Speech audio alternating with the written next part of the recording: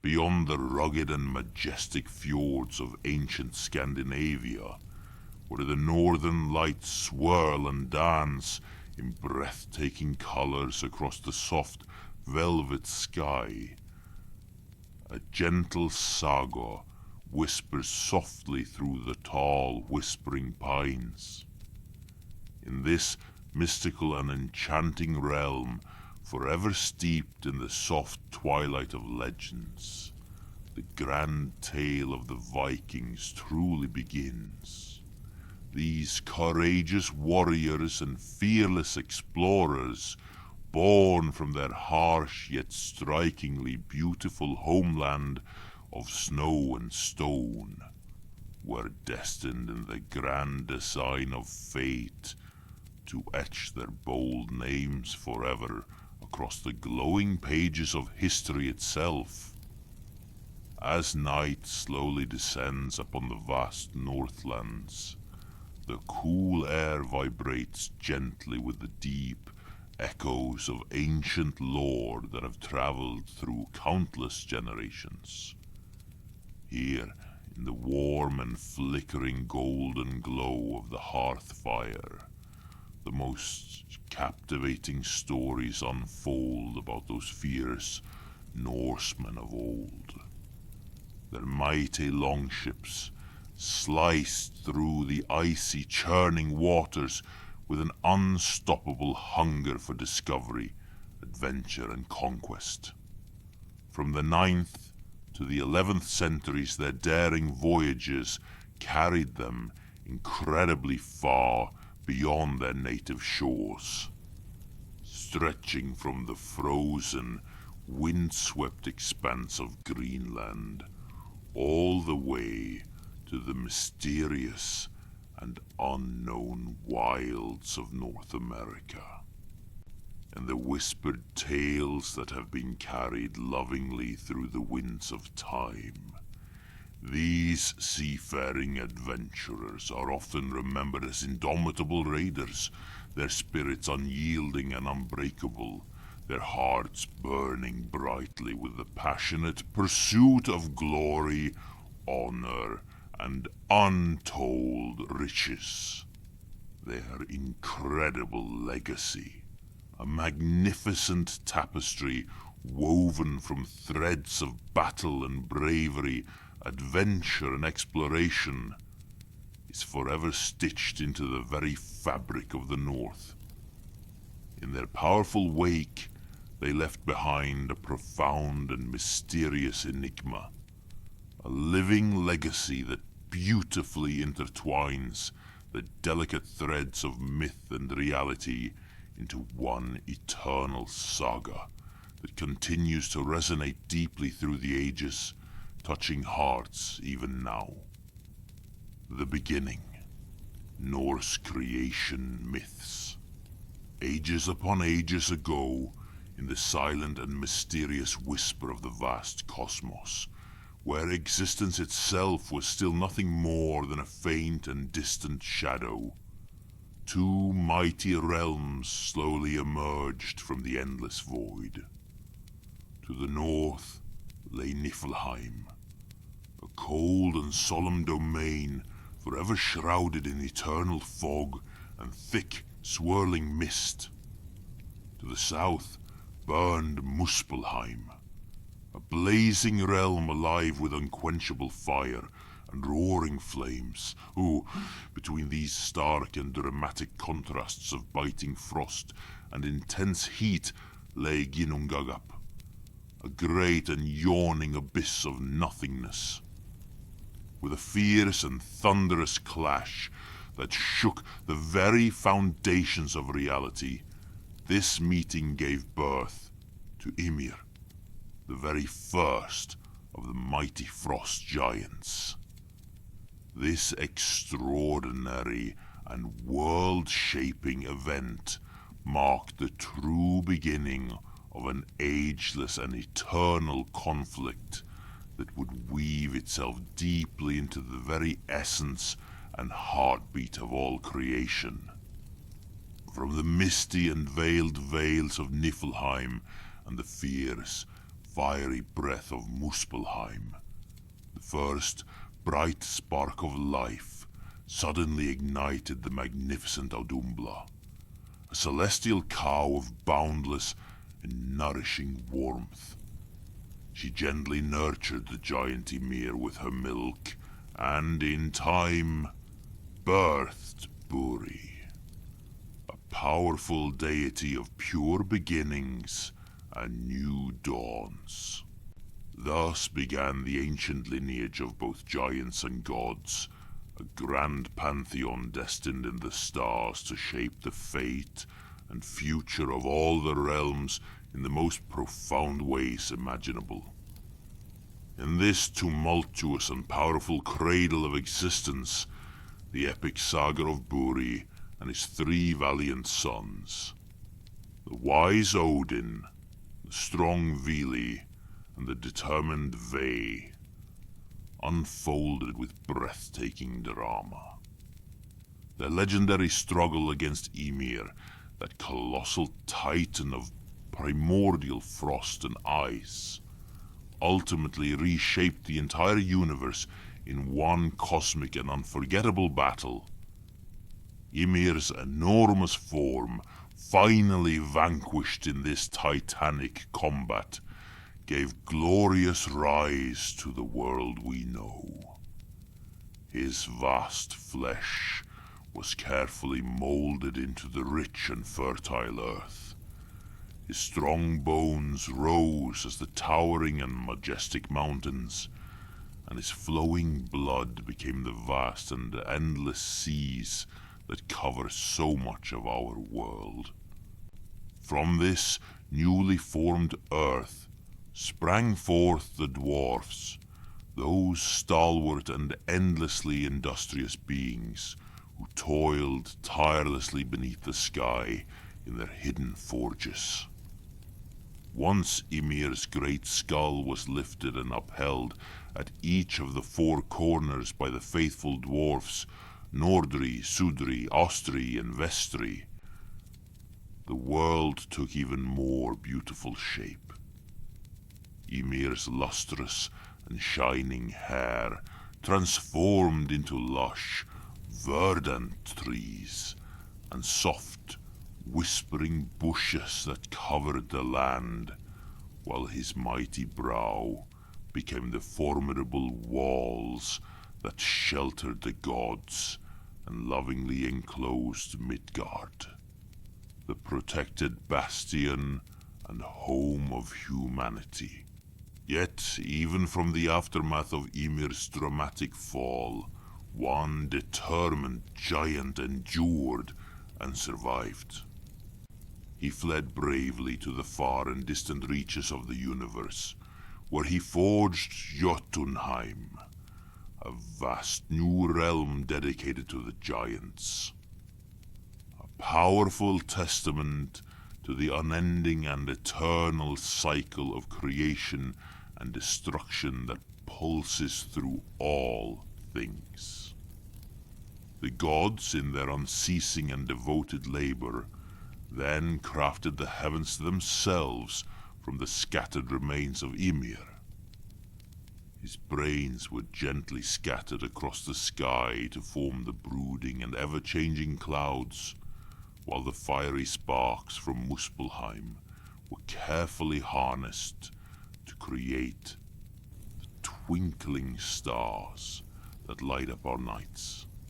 The sun and moon, resplendent and beautiful in their golden chariots, and drawn by the noble and tireless steeds Arvak and Alsvit, embarked upon their eternal and rhythmic voyage across the sky, gently heralding the peaceful rhythm of day and night for all time.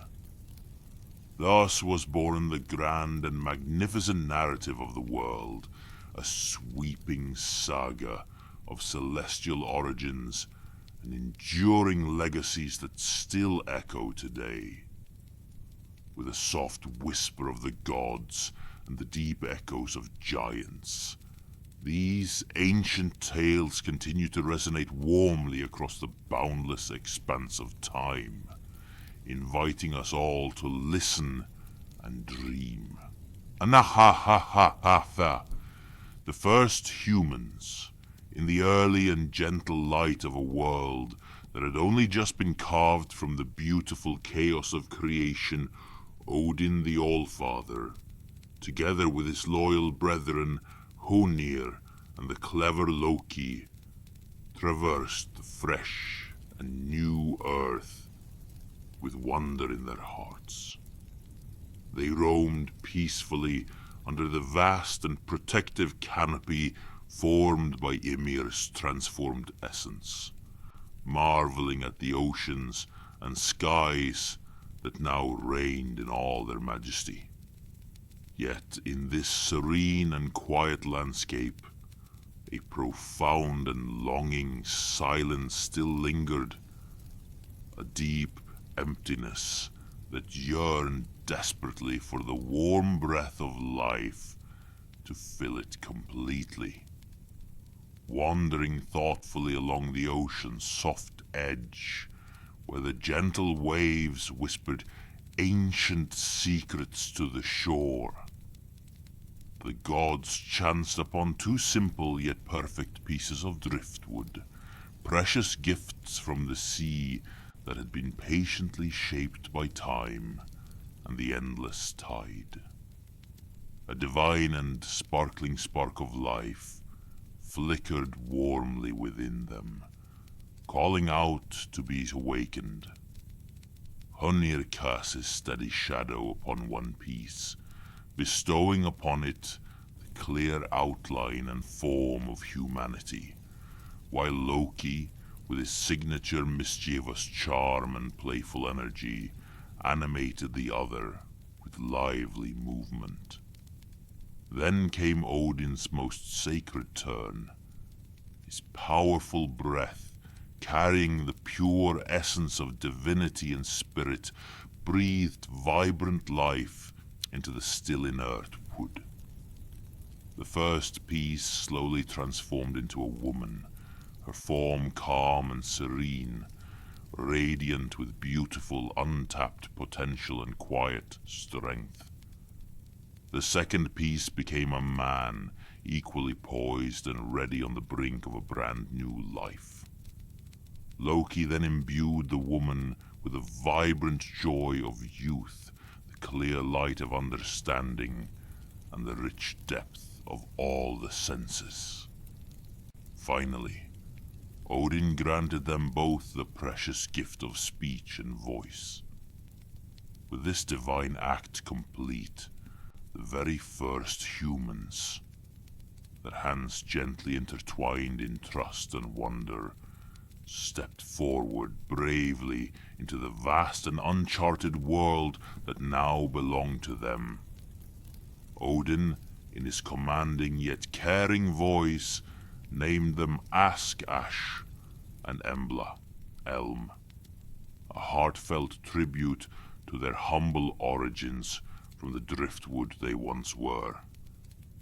He draped his own warm cloak protectively over Embla, a beautiful symbol of care and guardianship, entrusting her lovingly to Ask's strong and steady protection, a sacred bond that the Vikings believed would last eternally, spanning even the great river of time itself, Asgard and Yggdrasil, home of the gods.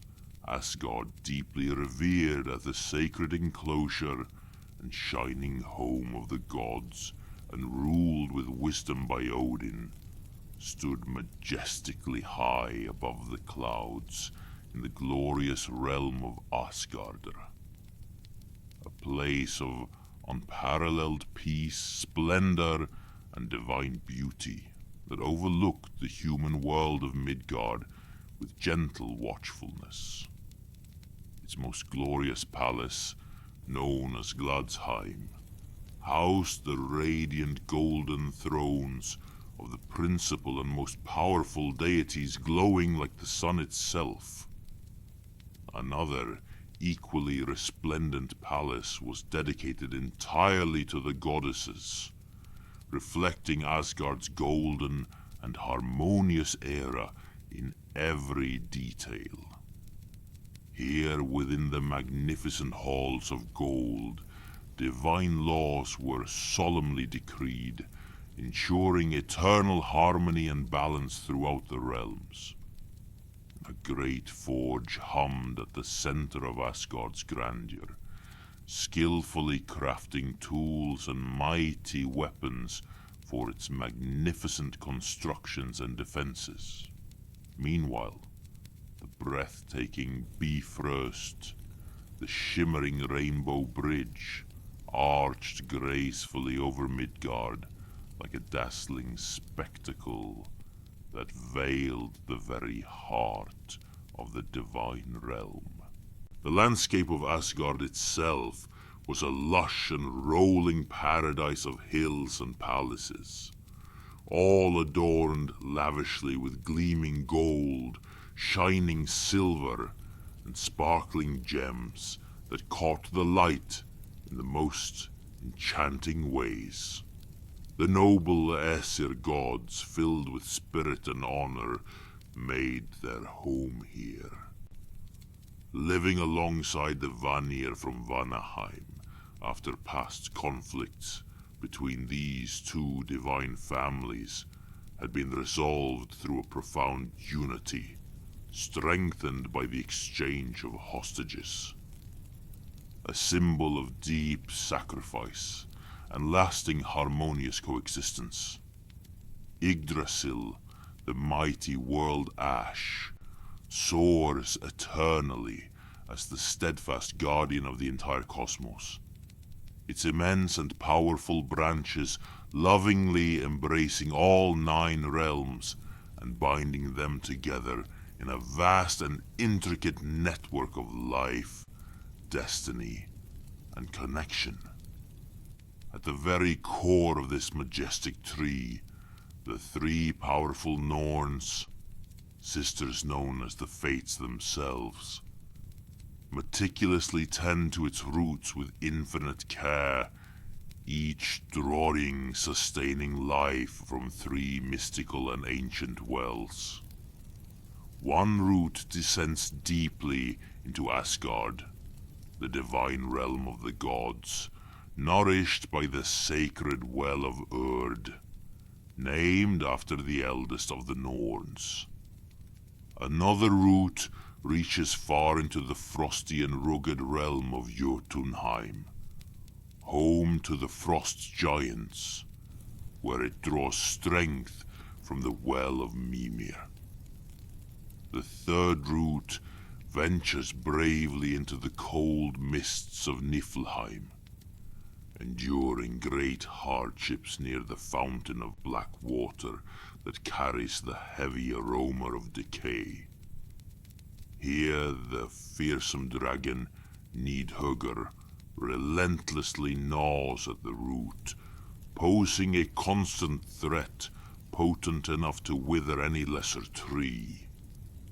Yet Yggdrasil stands unwavering and timeless, a steadfast link between every world that facilitates communication and connection across all the realms. Its very name, tied so closely to Odin, hints at deeper and darker undertones, entwined with stories of sacrifice and profound discovery. In his relentless quest for the sacred secrets of the runes, those ancient symbols of wisdom and power, Odin underwent a grueling and legendary sacrifice. He hung himself from Yggdrasil's branches, enduring 9 long and excruciating days and nights. His anguished cries echoed across the realms, but this ordeal, though filled with unimaginable agony, ultimately granted Odin unparalleled mastery over the magical runes, securing his position as their sole and legendary bearer. This newfound wisdom, which he shared generously among his allies, elevated his status even further to that of an immortal legend. Odin's vast sovereignty extended wisely across all 9 realms, from the celestial heights of Asgard to the shadowy underworld of Hel. Between these extremes lay the domains of the Vanir in Vanaheim, the mortal realm of Midgard, the lands of the light and dark elves, the realms of the dwarfs, the frost and hill giants, and the fiery giants of Muspelheim. Asgard, the most illustrious and shining of all these worlds, serves as the grand stage upon which so many of our stories unfold, a realm of gods and living legends, the very heart of the ancient Norse cosmos. Odin, the Allfather. In the golden age of Asgard, the wise and mighty Odin reigned supreme at the head of the 9 worlds of Yggdrasil. He was known far and wide as the Allfather, for he was the father of all men and gods alike. He sat high upon his magnificent throne, overlooking every corner of every world with a gaze that missed nothing. When the impulse stirred within him, Odin would often disguise himself and walk humbly among the gods and people of the other realms, seeking always to understand their lives, their joys, and their struggles more deeply. He appeared in many different forms, yet he was frequently recognized because of his single, all-seeing eye that could perceive everything. Odin experienced countless adventures, many of which took place long before the Great War of the Gods, and before he began preparing for the prophesied Ragnarok. His throne in Asgard was not merely a seat of power, but a lofty vantage point from which he watched over the earthly realm and the divine activities unfolding all around him. Unlike the brawny warriors of legend, Odin's true strength lay in his profound and boundless wisdom. Perched upon his broad shoulders were 2 faithful ravens, Hugin and Munin, the living embodiments of thought and memory. These ravens served as his constant link to the wider world, whispering every secret of the land directly into his ear. In his strong hand he wielded the unbreakable spear Gungnir, crafted with unmatched skill by the clever dwarfs. Upon his finger he wore the magical ring Draupnir, symbolizing the unending cycle of life and abundance. At his feet rested 2 loyal wolves, Geri and Freki, ever watchful guardians of his majestic presence, who assured success in every hunt.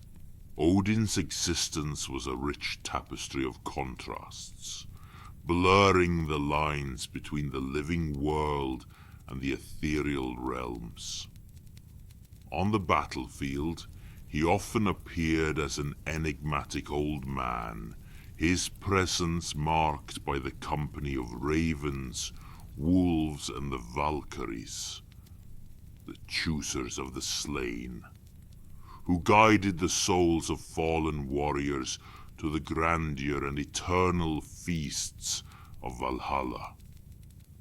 Valhalla, Odin's majestic and awe-inspiring palace in Asgard, was a sight to behold.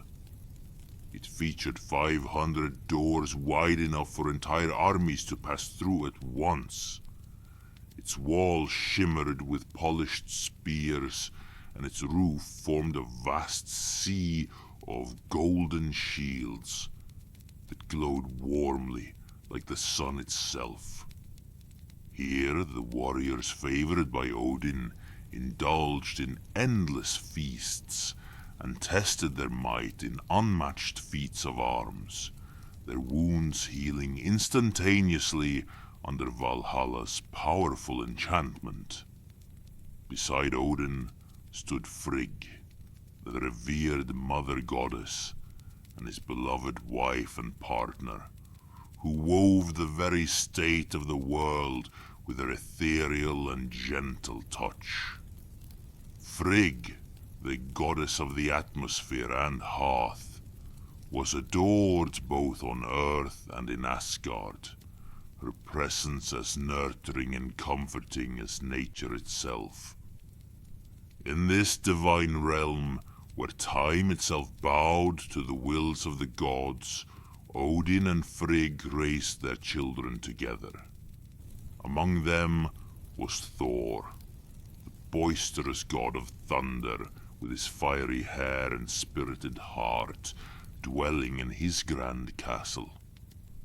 There was also Baldr, the fairest and kindest of all, who radiated pure light and goodness, and Hödr, blind yet content, who found joy in the simple pleasures of existence. Tyr, the brave god of war, traveled far and wide, his legacy etched into every sword and battle.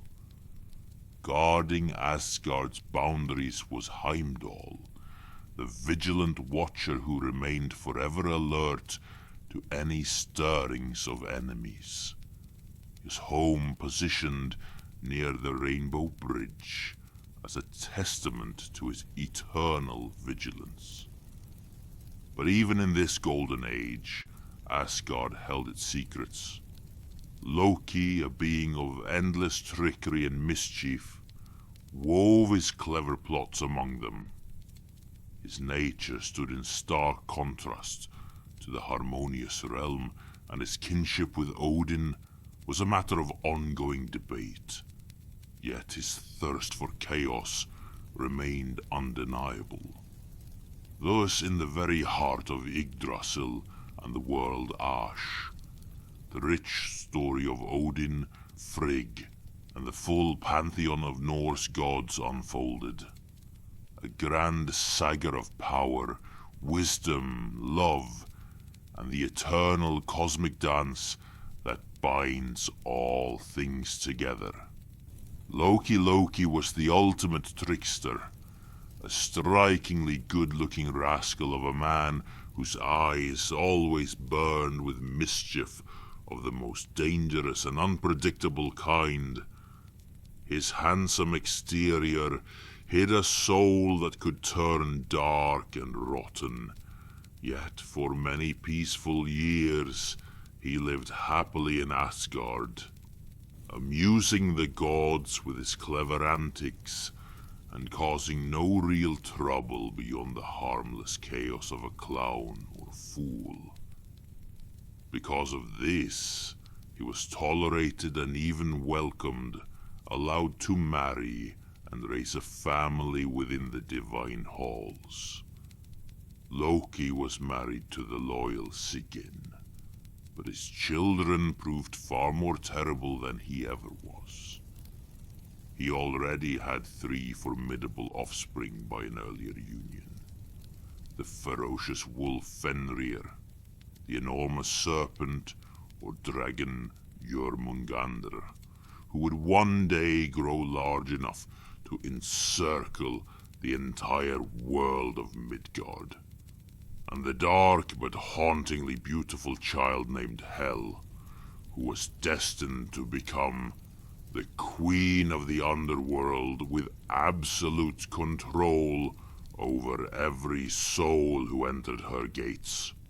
Loki's trickery was legendary and well known throughout Asgard and across all 9 realms, and his story remained inextricably linked with those of the other gods, for he involved himself in almost every important event in their lives, sometimes offering clever advice and sometimes simply annoying them for the sheer fun of it. Some of his mischief was light-hearted and amusing, while other acts proved truly dangerous and far-reaching. One memorable evening, when the goddess Freya had become the very heart of Asgard's beauty and attention, Loki spied her marvelous golden necklace, a shining symbol of the fruitfulness of the earth that she wore constantly around her slender neck. Loki coveted it so deeply that he could not sleep until it was in his possession. So he crept silently one night into her chamber, bent over her sleeping form to remove it, and when her position made the task impossible, he transformed himself into a tiny flea. Slipping under the bedclothes, he bit the lovely goddess just enough to make her turn in her sleep. Returning to his true shape, he undid the clasp and stole the necklace without waking her. Not far from Freya's palace, the ever-watchful Heimdall had heard the faint sound of Loki becoming a flea. A sound so slight that only the great guardian of the gods could possibly detect it. He rushed immediately to the palace to investigate, spotted Loki leaving with the prize, and soon caught up with him. Drawing his sword to claim the thief's head, Loki quickly changed into a thin blue flame, but Heimdall became a cloud and sent down. There is another story that shows Loki's tricks were not always used for ill. One day, a giant and a poor peasant sat together playing a game with high stakes. The giant won, and the peasant, having little else to offer, had pledged his only son as the prize. The giant promised to return the next day to claim the boy. In despair, the peasant and his wife prayed to Odin, who came down to earth, changed the boy into a tiny grain of wheat, and hid him in a sheaf in the center of a large wheat field. But the giant was wiser than expected.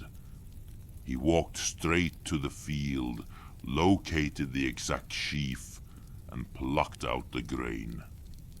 Just as he was about to eat it, Odin heard the child's cry, snatched the grain away, restored the boy, and apologized, saying he could do no more.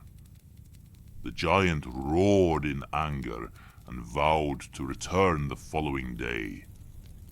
The peasants then prayed to Ymir, who hid the boy as a soft piece of down inside a swan gliding across the stream. Again the giant guessed the trick, grasped the swan, and nearly bit off its head before Ymir returned the boy and admitted he too could do no more. In great despair, they finally prayed to Loki, who came at once. He carried the boy out to sea, hid him inside an egg in the roe of a flounder, and set the fish swimming far away. The giant captured the flounder, opened it, and seized the egg.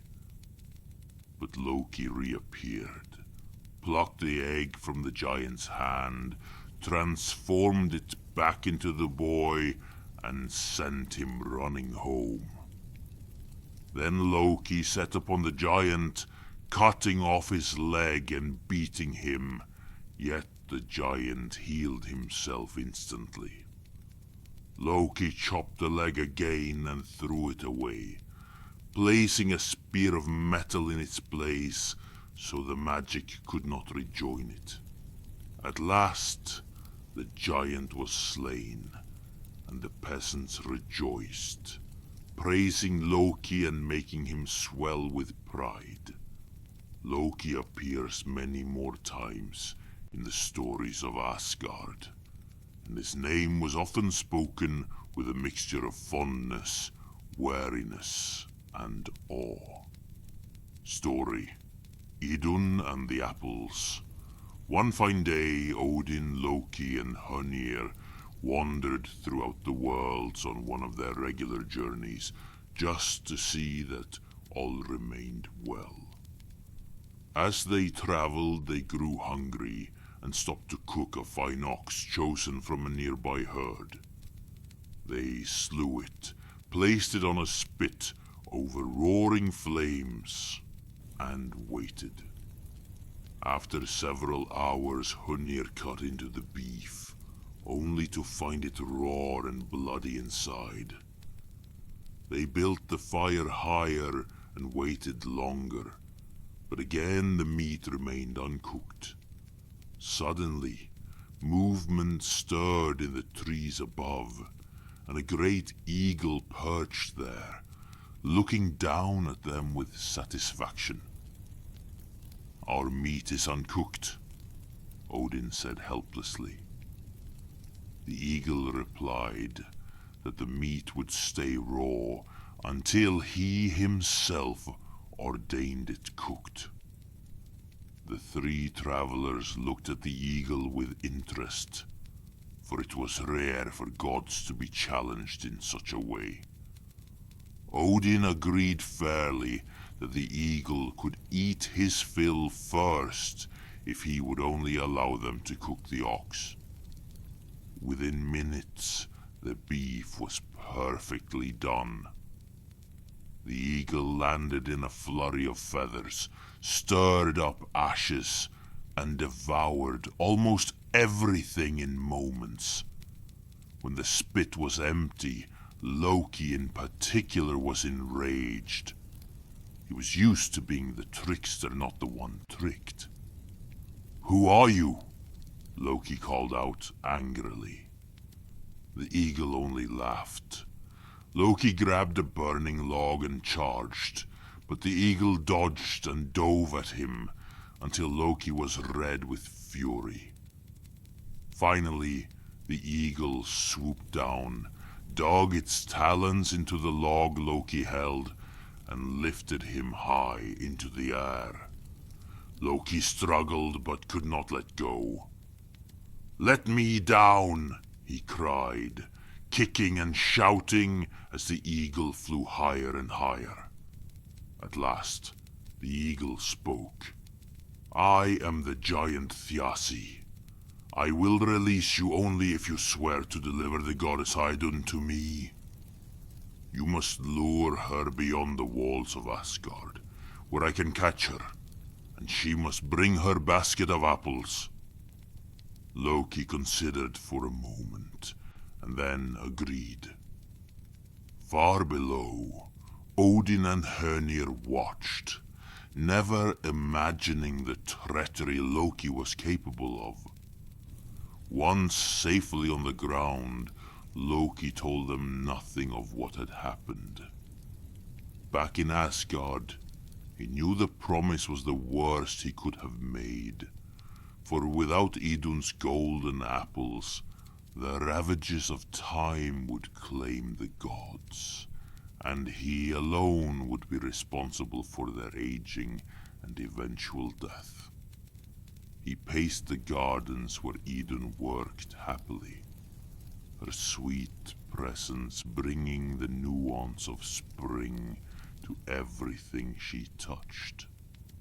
Realizing the trouble he would cause, yet knowing he must honor his oath, Loki approached her one fateful day. Idun smiled innocently as she explained how the flowers responded to her love, and how all growing things benefited from praise and care. Loki interrupted casually. Come, Idun. Did you know that yesterday when I walked with Odin and Mjölnir, I saw a tree bearing enchanted apples just like your own? Loki slipped back inside and said nothing. Soon it was discovered that Idun was missing, and the gods became greatly distressed. Within days, wrinkles appeared on their once youthful cheeks, their backs hunched with age, and they hardly recognized one another. As the bloom of youth faded, so did their happiness. Asgard was changed, and everyone cried out for Idun's return. Heimdall admitted he had seen her with Loki on the day of her disappearance. Loki confessed everything, and Odin's rage was so great that Loki himself volunteered to bring Idun back. Loki sat alone, deeply concerned, for how could he travel to the skies where Thiassi lived as an eagle? He could take many forms, but he had not yet mastered flying. Suddenly, he remembered Freya's coat of feathers. Freya, frightened by the wrinkles on her face, loaned it at once. Loki flew to the giant's castle, found Idun alone. Her guard, Skadi, had gone for a walk, and whispered, "It's me, Loki. Hold your basket tight. I will turn you into a hazelnut and carry you back to Asgard." Ever trusting, Idun nodded, and soon she was high in the air with Loki the hawk. But Skadi returned, realized what had happened, and called her father. Thiassi transformed into a giant eagle and gave chase. Loki reached the gates of Asgard just as the eagle closed in. The gods watched in horror. Freya cried that her hawk could never outfly an eagle. They quickly piled wood shavings, set them ablaze, and as Thiassi flew across, the flames caught his feathers. The giant bird burst into fire, fell helplessly, and burned on the ground. Loki stood trembling but safe beside the unharmed Idun. She handed each god an apple, and youth was instantly restored.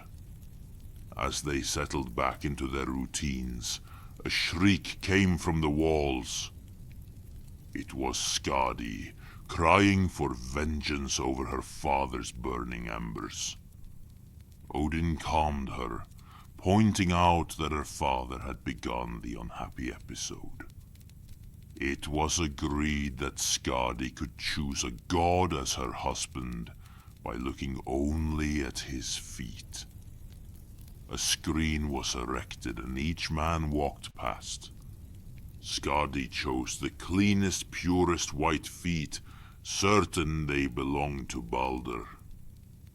When the screen was removed, however, it was Njörður, god of the sea, whose feet were washed daily by ocean sands.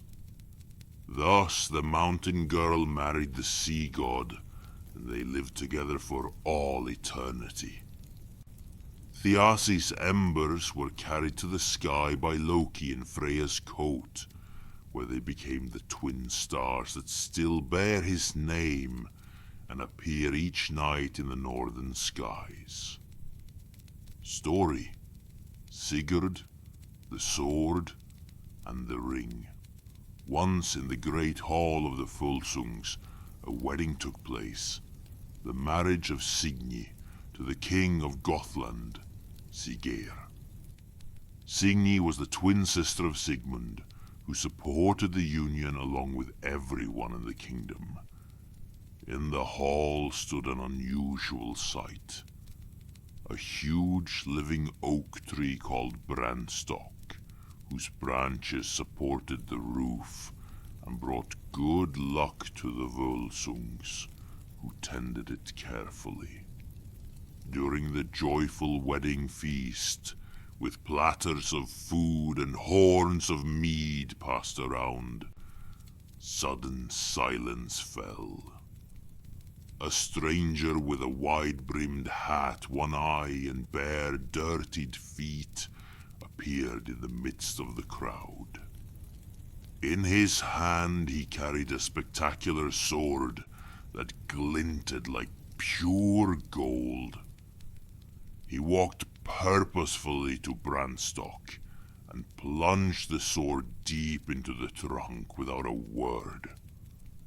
Then he turned to the crowd and declared, "Whosoever draws this sword from the tree shall have it as a gift from me.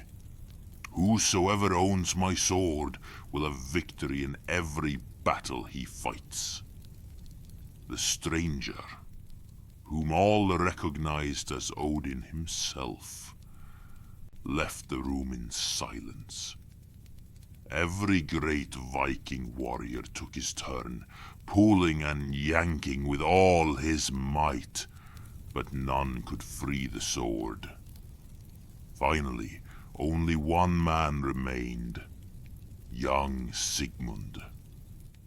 The room grew quiet as he approached, laid his hands on the hilt, and with a mighty pull drew the sword from the trunk with ease. The sword became Sigmund's, and as he grew older he used it often, becoming the greatest Viking warrior who ever lived. In the final years of his life, Sigmund lay dying on a battlefield, the last of the Völsung line. As his beloved wife Hjordis bathed his face and wept, he whispered that he had met Odin once more. His sword could not match the god's mighty spear. Odin had come to bring him to Valhalla, and Sigmund was ready. He brushed away Hjordis' tears and told her not to fear, for she carried his son in her womb. A boy who would be the greatest warrior ever known, greater even than his father. He would take the sword and reign supreme. Then Sigmund died. Hjordis later married the son of the king of Denmark, a man named Alf, who did not know the child was Sigmund's. When the boy was born, great festivities were held, and he was named Sigurd. It is here that this story joins another. Years earlier, when Sigurd was still young and apprenticed to the smith Regin, Odin, Mjölnir, and Loki were walking in Midgard. They came upon a burbling stream rich with salmon, and were startled by an otter. Loki quickly killed it, skinned it, and they dined before heading to a nearby cabin.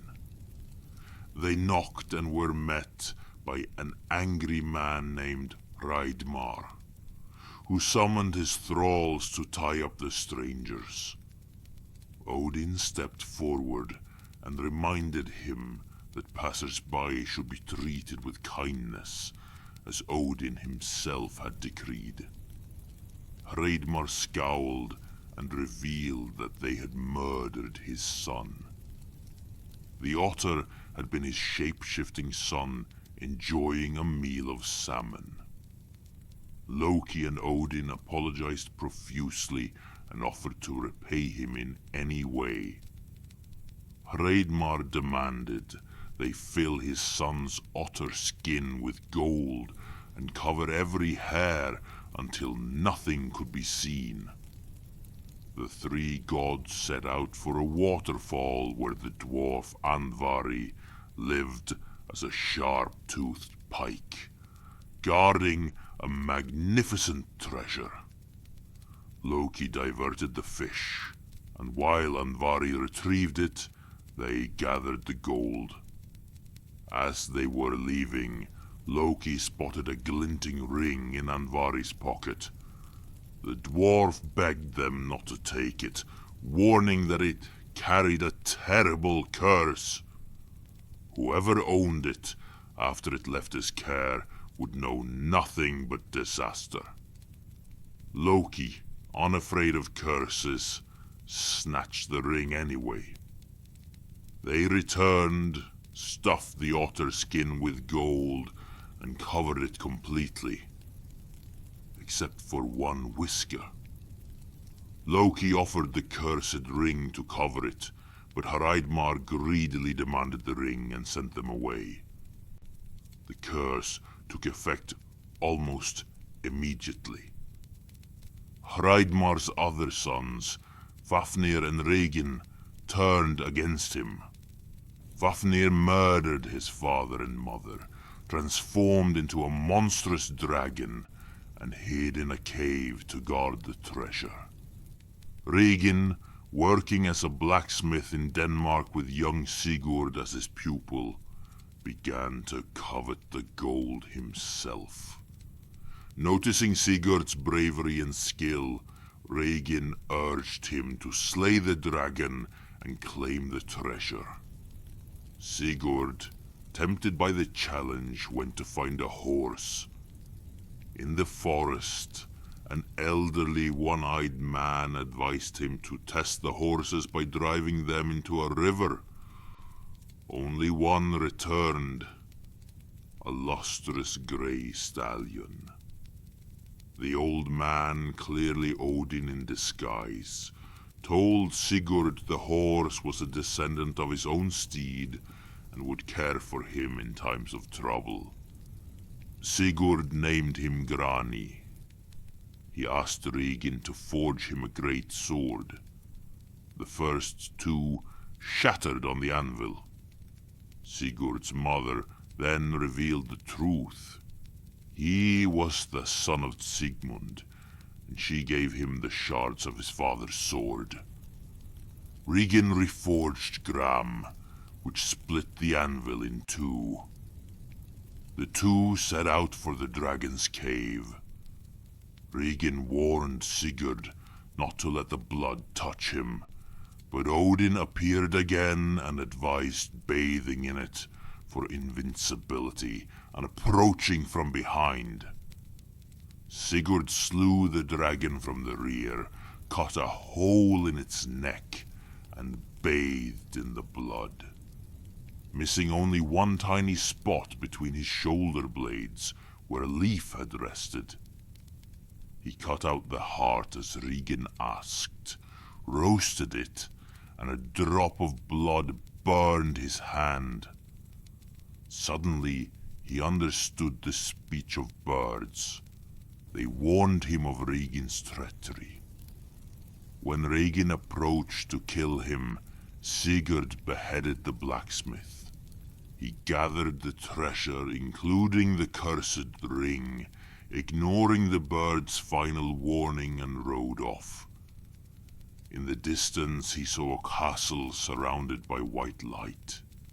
He leapt over it on Grani and entered. Inside lay a knight in shining armor. Removing the helmet revealed an exquisite girl, the Valkyrie Brynhildr. Her armor vanished, her eyes opened, and they fell instantly and deeply in love. Sigurd slipped the cursed ring onto her finger, binding their fates together in a story of love and tragedy that would unfold another day. Thor and story. Thor's hammer. Thor was one of the 12 principal deities of Asgard, and lived in the splendid realm of Thrudvangur, where he built the magnificent palace Bilskirnir. Here he dwelled as the god of thunder, and his name was invoked more than any other in the age of the Vikings. For Thor was the mighty protector of the land. He was a fine figure of a man with glowing eyes, firm muscles, and a distinctive red beard that made him instantly recognizable everywhere. He became known across all the worlds for his great hammer Mjölnir, which means the Crusher. It was forged by the Dark Elves, and together with Thor's immense strength and terrible temper, it made him the fiercest god of Asgard, and the very personification of brute force. Thor was also the god of might and war. Because of his enormous popularity, he soon came to embody the forces of agriculture and became a powerful symbol of the earth itself. He is remembered throughout the world on the 4th day of every week, Thursday or Thor's Day. Thor was married to Sif, whose long golden hair was her greatest pride. It fell to her like a ray of sunlight, and shone the color of ripe corn silk in summer meadows. As she brushed it, it glinted beautifully, and became a symbol of great beauty across Asgard. One day, the glistening cascade of her hair caught Loki's eye, and he wondered how he could ever have imagined living without it. He thought about that hair all day and all night until, just as the moon reached its pinnacle, he leapt up and crept into Sif's bedchamber while she slept. The moon cast long shadows into the delicately furnished room, making it easy for the fleet-footed Loki to steal in. He withdrew a pair of great shears from his cloak and cut her long veil of hair from her head, winding the tresses around his arm before darting away. Silence followed until Sif awoke and discovered the terrible travesty. Her shrieks brought everyone running. Thor howled with such outrage that the entire kingdom of Asgard shook. Loki was quickly found and brought before the furious god. Thunder boomed as the cringing trickster fell to his knees. "I beg you, Thor," he cried. "Let me free, and I will find a new head of hair for Sif. One even more beautiful than before. I'll go to the Dark Elves. They'll fashion one." Loki's head bobbed with fright. Eventually Thor relented, giving him 20 hours to return with the tresses, or be banished from Asgard forever. Thor banged a thunderbolt at Loki's feet, and the trickster scampered away hastily. Loki traveled at once to the center of the earth, to the home of the dwarf broker, sometimes called Eitri in other tellings. He threw himself on the dwarf's mercy and requested 2 additional gifts to win the favor of Odin and Freyr, who would surely hear the news and wish to punish him. Broker worked over the heat of his forge for many hours, chanting words that would make everything he forged the finest in existence. First, he finished the spear Gungnir, which would always hit its mark. Next, he formed the ship Skidbladnir, which would always find wind even on the most silent seas, and could sail through the air as well as on water. It folded neatly into a tiny compass. Finally, he spun the most graceful golden threads and wove them into hair so lustrous and shining that all the dark elves gasped at its beauty. Brokkr handed it carefully to Loki, wrapped in the softest tissues, and said that as soon as it touched the princess's head, it would grow there and become as her own. Loki took all the gifts, thanked the dwarf profusely, and set off for Asgard feeling very pleased with himself. His jaunty step attracted the attention of two other dwarves, Brokkr's brother Sindri and another. They challenged him, boasting they could forge even finer gifts. Loki, confident in what he carried, wagered his own head that they could not. Brokkr and Sindri went to work in the hottest forge. Sindri threw coal into the fire and left the room while Brokkr blew the bellows. Loki, watching anxiously, turned into a horsefly and stung Brokkr's hand. Despite the pain and rush of blood, Brokkr never missed a beat. Sindri returned and drew out an enormous boar with golden bristles that could shine light into any part of the world. The perfect gift for Freya. Sindri threw more gold into the fire and left again. Once more Loki, as a horsefly, stung Brokkr's cheek. Still Brokkr continued. Sindri returned and drew out the magical ring Draupnir, from which 8 identical rings would drop every 9th night, the symbol of fertility. For the final gift, Sindri threw iron into the fire. Brokkr's strength was flagging, but his will remained iron. Loki stung him fiercely on the neck, then on the forehead, causing a gush of blood that streamed into Brokkr's eyes.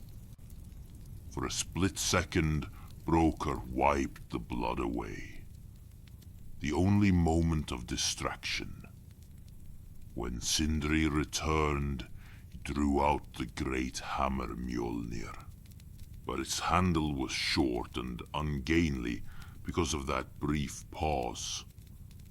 Brokkr gathered the gifts and carried them to Asgard with Loki. Odin received the ring Draupnir, Freyr the golden boar Gullinbursti, and Thor the hammer Mjölnir. Loki presented Sif with her new golden hair, which latched onto her shorn head and grew in beautiful swirls and waves until it reached her feet once more, shining even more brightly than before. Each god was delighted with his gift, and there was much camaraderie as they slapped the backs of the dwarves and the redeemed Loki. But Brokkr stepped forward and reminded everyone of the wager Loki had made. The gods examined the magnificent gifts and agreed that although Sif's hair could not be more illustrious, Brokkr's gifts, especially Mjölnir, which could be hidden easily in a tunic and used against the frost giants at a moment's notice, were the finest and most magical. Loki's games had backfired. He turned and fled before Brokkr could claim his head. But Brokkr implored Thor, who caught Loki with a lightning bolt and returned him. Thor took pity and insisted Brokkr could have Loki's head, but must not touch his neck. Since no head could be removed without touching the neck, Broker was furious. He punched holes in Loki's lips and stitched them shut with an unbreakable cord. For many days Loki's howls of pain filled the air, and he could not speak for almost 100 days as his torn lips healed. In time, however, Loki was able to speak once more, causing Thor and everyone in Asgard to rue the day the wager was made. Story: Thor and the Giants. Thor had planned one of his regular trips to Jotunheim and set out on this occasion with Loki. It had not been many months since Loki had stolen Sif's hair, and Thor decided it was safer for everyone if Loki remained under his own keen eye. They traveled in Thor's chariot, and as night fell, they came upon the home of a peasant who offered them shelter. The peasant lived in a small hut with his wife and 2 children, and had little food to spare. Yet he offered it all. Thor ate greedily, and it soon became clear there was nowhere near enough for all. So Thor took his 2 goats from the stable, slew them, roasted them over the hearth until the meat slipped succulent from the bones, and threw down his cloak, asking that the bones be placed upon it.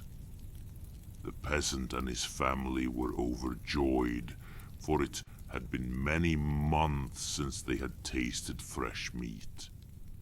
Carried away by the feast, the peasant himself secretly cut into the bone of the goat leg and tasted the marrow while Thor looked away. When the meal ended, Thor wrapped the bones and placed them outside. The gods and the family settled down for the night. In the morning, Thor opened the door, pulled aside his cloak, and set free the 2 goats, which had been reborn. However, one goat was lame, its front right leg damaged. Thor was furious that his commands had been so rashly disregarded. He raised his hammer to slaughter the entire family, but the peasant confessed that he alone had eaten the marrow. He begged for mercy. Grudgingly, Thor agreed to take the peasant's 2 children, the strong boy Thjalfi and the pretty girl Röskva, as his lifelong servants in repayment. The peasant was left with the goats, and the 4 travelers set out on foot, leaving the chariot behind until the crippled goat could walk again. The countryside was cold and sparse. The water they found was tainted by the smell of giants, and Thor grew ill-tempered. Night began to fall, and they found a great hall in which to sleep. They curled up in its center, but soon there was great banging, and the earth rocked and shook. The children moaned in fear, but Thor pressed his hands over their mouths and led them into a side alcove. There they huddled and finally slept. In the morning, they emerged and stopped in shock. A giant bigger than any they had ever seen lay sleeping nearby. His snores flattened the sparse vegetation. The children hid behind Thor in fright. The giant opened one sleepy eye, saw them, and spoke in a loud, rumbling voice. "So you are the ones who dared make camp in my mitten." Thor looked around in surprise. The hall had been the giant's mitten, and the alcove his thumb. The giant introduced himself as Skrymir, though he was actually Utgarder Loki in disguise, and seemed friendly. He suggested they pool their provisions and travel together. Thor agreed, thinking the extra strength of a giant might prove useful. They set off, Thor, Loki, and the children, scurrying to keep up with the giant's immense strides. The day was long and difficult. When they stopped to eat and rest, Skrymir opened his sack, ate a large piece of meat in moments, grunted, passed the sack to Thor, and fell into a deep sleep, his noisy snore shaking the landscape. Thor and the others were weak with hunger after 2 days without food. Thor struggled with the cord of the sack, but could not loosen the knots tied by the giant.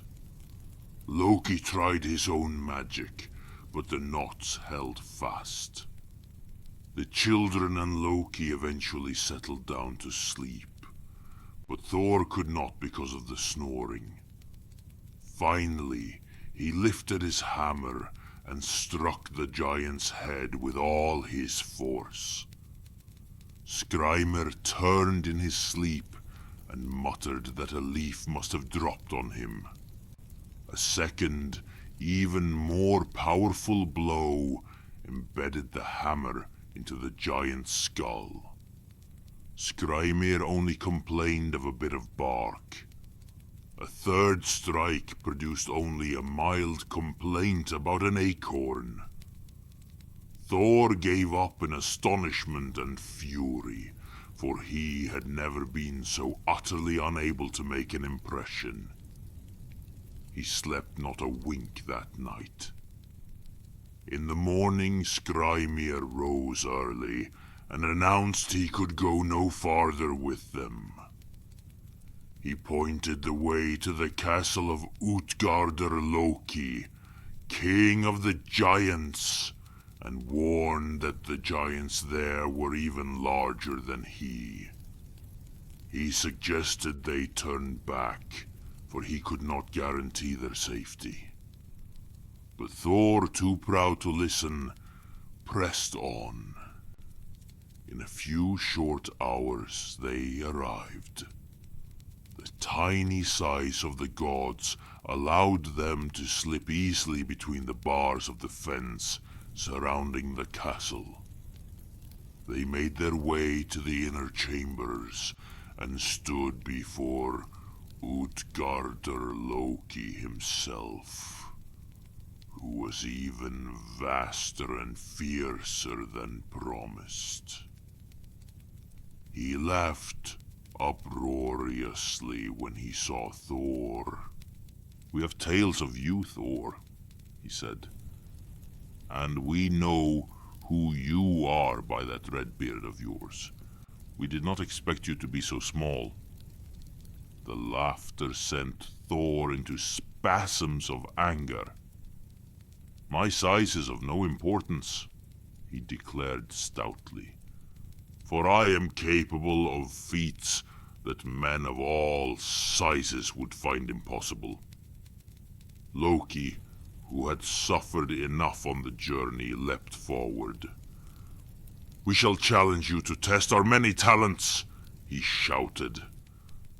"To begin with, I challenge anyone in your ranks to sheet a meal more quickly than I can." Loki was confident, for he had a keener appetite than most gods, and here he was, virtually starving. The king signaled to his cook. The table was laden with platters of meat, gravy, and huge slices. At the sound of the horn, Loki and the cook began. Loki devoured ravenously, but when he stopped, the cook had eaten not only all the meat and gravy on his side, but the bones, platters, and even the table itself. Utgarder Loki smiled and dismissed the humiliated Loki. Thor stepped forward next. "I hereby challenge any man or giant to drink a greater draught than me," he shouted. A long horn was brought. The king said their champion could empty it in 1 or 2 swallows. Thor placed his mouth on the vessel that stretched the length of the room and drank deeply. He stopped to check, but the level had barely moved. He drank again and again, yet made no real dent. "Salty," he muttered, and sat down. Utgarder Loki remarked quietly that one would have expected more from Thor. Thjalfi, the peasant's son, had grown to love Thor and leapt to his defense, volunteering for a race against the quickest giant, a young one named Hugi. The first race seemed a draw, but the second was won decisively by Hugi, who reached the finish line and back before Thjalfi had hardly started. Utgarder Loki roared with laughter. "There are not many tricks to your trade, are there, Thor?" He then pointed to a giant cat reclining in the corner. "You try to raise our pretty kitty." Thor, his pride wounded, tightened his belt and tugged with all his might. Only one paw lifted from the ground. The cat batted him playfully and lay back down. Thor asked for one final challenge. The king introduced his old nurse, the 100-year-old Ellie, who could hardly stand. Thor wrestled her valiantly, but could not unseat her. Utgarder Loki called a stop. Thor, bewildered and furious, admitted he had been beaten and that he now knew his place. He signaled to the children and Loki, and they made to leave, defeated and humiliated. But Utgarder Loki called out in a voice that was suddenly humane and consoling.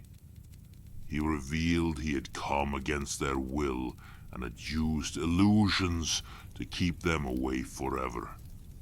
He transformed back into Ymir and explained.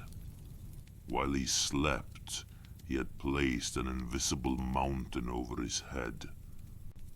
The valleys around it were the marks of Thor's hammer blows. Loki's eating opponent had been wildfire itself. Thjalfi had raced against the king's thoughts. Thor's drinking horn had been connected to the ocean, whose tides had been altered by his swallows. The cat had been Jörmungandr, the world serpent, and the gasp of terror had come when it seemed Thor might pull its tail from its mouth. An act that would have ended the world.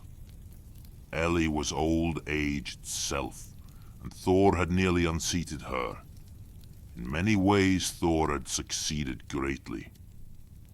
"You may hold your head high," the giant said proudly. "But please, Thor, do not return to our shores." Thor, only slightly placated, raised his hammer, but the castle was suddenly enveloped in mist. The world of the giants vanished, and Thor had no choice but to return home to Asgard. His mission was incomplete, and he had been made to look like a puny weakling in the eyes of the giants. Yet he had faced the most formidable forces of nature, and left his mark. For that, the god of thunder could stand tall once more.